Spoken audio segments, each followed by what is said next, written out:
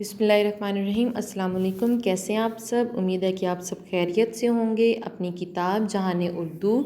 सफ़ा नंबर 15 पे हम सबक पढ़ रहे थे आकाए दो जहाँ सल्लल्लाहु अलैहि वसल्लम और फ़राइज़ नबवी सल्लल्लाहु अलैहि वसल्लम, जिसमें हम नबी करीम सल्लल्लाहु अलैहि वसल्लम की सीरत मुबारका के बारे में जो है वो पढ़ रहे थे कि किस तरह आप सल्लल्लाहु अलैहि वसल्लम ने इस दुनिया के मुसलमानों को जो है तकवा की बिना पर बताया था कि एक मुसलमान को दूसरे मुसलमान पर सिर्फ तकवा की बुनियाद पर फ़ोक़ियत हासिल है।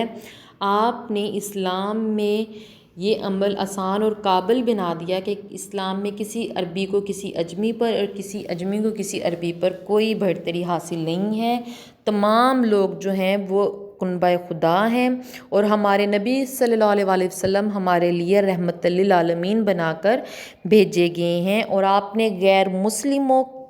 को अमन व इत्मीनान की ज़िम्मेदारी अपने ऊपर ले ली थी। उनको जो है था वो इस मुल्क में आज़ादी से रहने के जो असूल जो है थे वो मुसलमानों को सिखा दिए थे कि किस तरह जो है वो हमें गैर मुस्लिमों के ऊपर जुल्म नहीं करना। इसके साथ ही आज हम सफ़ा नंबर 16 पे जो है वो आखिरी पैराग्राफ जो है उसकी पढ़ाई करेंगे, जिसमें निकाह और वरासत के अहकाम जो है थे वो मुकर्रर फरमाकर औरत का मर्तबा बुलंद कर दिया। ये आप सल्लम ने निकाह और वरासत यानी कि जायदाद में हिस्सा और निकाह में जो औरत का हक बनता है उसमें औरत को मुकाम दिया। तनाज़ात मतलब लड़ाई झगड़े और मुकदमात के पुरअदल यानी कि फ़ैसलों के लिए कवानीन दिए। यानी कि कई ऐसी जगह थी अरब में क्या था कि लड़कियों को ज़िंदा होते ही दरगोर कर दिया जाता था। आपने इस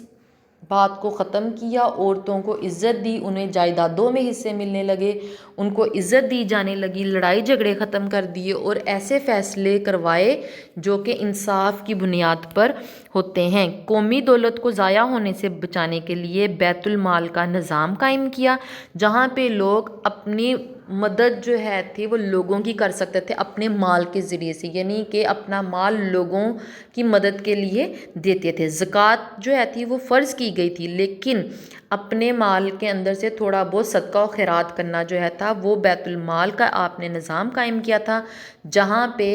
गरीब लोगों की मदद की जा सकती थी। इल्म और तालीम के लिए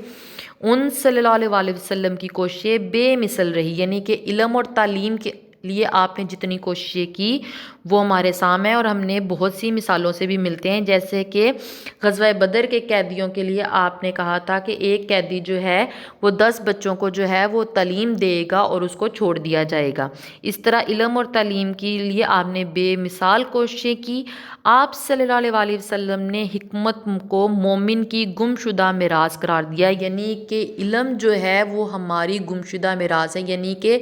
हमारा एक बहुत अहम ख़जाना है। इसी वजह से मुसलमानों ने हर दरवाज़े से इल्म हासिल किया, यानी कि दुनिया में जिधर जिधर से इल्म हासिल कर सकते थे मुसलमानों ने वहाँ से इस्तिफ़ादा हासिल किया। क्या इन कारनामों को सरअंजाम देने वाला दुनिया की सबसे बड़ी हस्ती करार ना पाएगा? ये सवाल किया जा रहा है। क्या ये तमाम चीज़ें किसी इंसान के बस में है थी कि वो इसको कर सके? नहीं, ये किसी इंसान के बस में नहीं थी, ये सिर्फ़ एक ही हस्ती के बस में थी जिसके लिए ये पूरी दुनिया बनाई गई थी, और वो है हमारे आकाए दो जहाँ सल्लल्लाहु अलैहि वसल्लम की। तारीख़ इंसानी गवाह है कि अनबिया में हजूर सल्लल्लाहु अलैहि वसल्लम की ज़ात अक़दस ही वो वाहद हस्ती है जिसने कलील मुद्दत में बासत और रसालत का हक़ अदा कर दिया, यानी कि बहुत थोड़े से अरसे में जो एक अहम काम अल्लाह ताला ने उनके सुपुर्द किया था आपने वो अदा कर दिया। इंसानी ज़िंदगी का हर गोशा आप सल्लल्लाहु अलैहि वसल्लम की हयात तैयबा से रहनुमाई पाता है, यानी कि हम अगर अपनी इंसानी ज़िंदगी के ऊपर नज़र दौड़ाएं तो हमें पता चलता है कि हमारी हदायत और रहनुमाई के लिए आप सल्लल्लाहु अलैहि वसल्लम इस दुनिया में तशरीफ़ लेके आए थे, और आप सल्लल्लाहु अलैहि वसल्लम की ज़िंदगी से हमने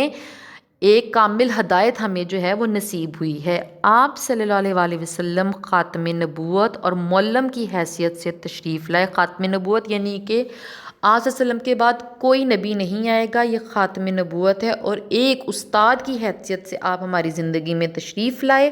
اگر زندگی کے اخلاق و عمل کے سلسلے میں مزید کسی رہنمائی کی ضرورت ہوتی تو آپ صلی اللہ علیہ وآلہ وسلم یہ نہ فرماتے میرے بعد کوئی نبی نہیں۔ آپ صلی اللہ علیہ وسلم کی تعلیمات تو خاص و عام یعنی کہ ہر ایک خاص انسان کے لیے یا عام انسان کے لیے پست سے پست، اعلیٰ سے اعلیٰ، یعنی کہ چاہے جتنے مرضی اونچے طبقے کا ہو یا نچلے طبقے کا ہو، غیر متمدن سے غیر متمدن، عرب و عجم، غریب ترین سے امیر ترین، تمام طبقات انسانی کے لیے کامل ترین اور بہترین نعمت ہے۔ عقائد ہوں یا عبادات یعنی کہ مذہبی عبادتیں ہوں، اخلاق ہوں یا معاملات، آداب تمدن ہوں یا ثقافت، انسانی تعلیمات ہوں یا اللہ سے روابط، حقوق ہوں یا فرائض، ان سب کا عملی منبع حضور صلی اللہ علیہ وآلہ وسلم کی ہمہ گیر تعلیمات ہیں، نہ ختم ہونے والی تعلیمات اور ہمیشہ رہنے والی تعلیمات ہیں، جو کہ ہمیں تمام مذہبی عبادتوں، ہمارے اخلاق میں، ہمارے اخلاقیات میں، ہمارے اٹھنے بیٹھنے اور رہنے سہنے کے طریقوں میں، ہمارے مل جل کر رہنے کے طریقوں میں، اللہ تعالیٰ کے حقوق ادا کرنے کے طریقوں میں، یا انسانوں کے حقوق اللہ اور حقوق العباد دونوں کے فرائض میں، تمام تر جو ہیں وہ عملی منبع جو ہیں، ہمیں تمام تر چیزوں کی رہنمائی جو ملتی ہے وہ ہمارے نبی کریم صلی اللہ علیہ وآلہ وسلم کی زندگی سے ہمیں ملتی ہے۔ آپ صلی اللہ علیہ وآلہ وسلم کی ان ہمہ گیر تعلیمات کی کتاب 4 ابواب پر مشتمل ہے۔ ان ابواب میں عقائد، عبادات، معاملات اور اخلاق شامل ہیں، جن سے زندگی کے ہر شعبے کے لیے رہنمائی، ہدایت اور معلومات فراہم ہوتی ہیں، مذہبی طور پر بھی، عبادتوں کے طور پر بھی، اور لوگوں کے ساتھ حسن سلوک کے طور پر بھی۔ یہ تمام جو معاملات ہیں ہمیں آپ صلی اللہ علیہ وسلم کی کتاب میں موجود ملتی ہیں، ادھر سے ہمیں رہنمائی ملتی ہیں، ہماری ہدایت کا سرچشمہ ہے یہ تمام چیزیں، اور انہی کے مجموعے کا نام اسلام ہے۔ قرآن پاک کی اصطلاح میں پہلے شعبے عقائد کا تعلق اور مضبوطی و استحکام کا مرکز اللہ تعالیٰ پر ایمان ہے۔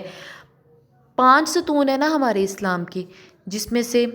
اللہ تعالیٰ پر ایمان، نماز، روزہ، زکوٰۃ اور حج ہے۔ تو سب سے پہلا جو قرآن پاک کی اصطلاح میں پہلے شعبے کا جو تعلق ہے وہ مذہب کے بنیاد پر، عقائد پر، ہمارے ایمان کے اوپر ہے کہ ہمارا اللہ تعالیٰ پر ایمان کتنا پختہ ہے، جبکہ باقی تینوں شعبے عمل صالحہ سے متعلق ہیں، نیک عمل سے متعلق ہیں کہ ہم کس طرح سے نیک عمل کر کے اللہ تعالیٰ کے حضور جو ہیں وہ اچھے گردانے جا سکتے ہیں۔ اللہ کے سامنے عبودیت، اس کے احکام کی تعمیل، بندوں کے ساتھ معاملات میں قوانین الہی کی پابندی، اور بندوں سے اللہ کی خوشنودی کے حصول، یعنی کہ اللہ تعالیٰ کی خوشنودی، اللہ تعالیٰ کی رضا پانے کے لیے جو ہے نیکی اور بھلائی عبادات کے زمرے میں آتی ہیں، اور یہی عمل صالحہ کی حقیقی تفصیل ہیں، اور یہی عمل جو ہیں وہ ہمیں دنیا اور آخرت میں سرخرو کرتے ہیں۔ غرض یہ کہ آپ صلی اللہ علیہ وآلہ وسلم نے جو عالمگیر شریعت، دائمی ہدایت، یعنی کہ ہمارے لیے جو ایک مکمل ضابطہ حیات ہماری زندگی کا بن کر آئے تھے، دین اور عمل صالحہ یعنی عبادات، معاملات اور اخلاق کے ساتھ مبعوث ہوئے اپنے کم ترین دور حیات میں، یعنی کہ مختصر ترین زندگی میں، دور بعثت میں مختصر ترین کے جو یہ نبی بنا کر بھیجے گئے تھے، اس عرصے میں آپ صلی اللہ علیہ وآلہ وسلم نے بے حد کامیابی حاصل کی۔ آپ صلی اللہ علیہ وآلہ وسلم کے یہی پیغمبرانہ فرائض تھے، یعنی کہ اللہ تعالیٰ نے آپ کو انہی کاموں کے لیے اس دنیا میں بھیجا تھا، اور آپ صلی اللہ علیہ وآلہ وسلم نے نبی آخر الزماں کی حیثیت سے سر انجام دیے، اور آپ کو پتہ تھا کہ آپ کے بعد کوئی نبی نہیں آئے گا، اب دنیا کو ایک رستے، ایک کشتی پر لے کر آنا آپ کا فرض ہے، اور آپ نے یہ تمام فرائض بخوبی سر انجام دیے، جو ہمارے نبی آخر الزماں نے اللہ تعالیٰ کے حکم سے پایا تکمیل تک یہ کام تمام پہنچے تھے۔ تو یہ سبق جو ہے وہ سیرت النبی سے جو ہے وہ ماخوذ کیا گیا ہے، وہاں سے لیا گیا ہے۔ آپ کی زندگی کے چند اہم پہلو، اخلاقیات، معاملات، آداب تمدن کے لحاظ سے آپ نے مشکل الفاظ کے معنی جو ہے وہ کتاب پر ہی الفاظ کو انڈر لائن کر کے لکھ لینے ہیں اور انہیں جو ہے وہ پڑھائی اس کی کرنی ہے اس سبق کی، اور پڑھائی کر کے جو ہے اس کو ذہن نشین کر لیجئے گا۔ اپنا بہت زیادہ خیال رکھیے گا۔ اللہ حافظ۔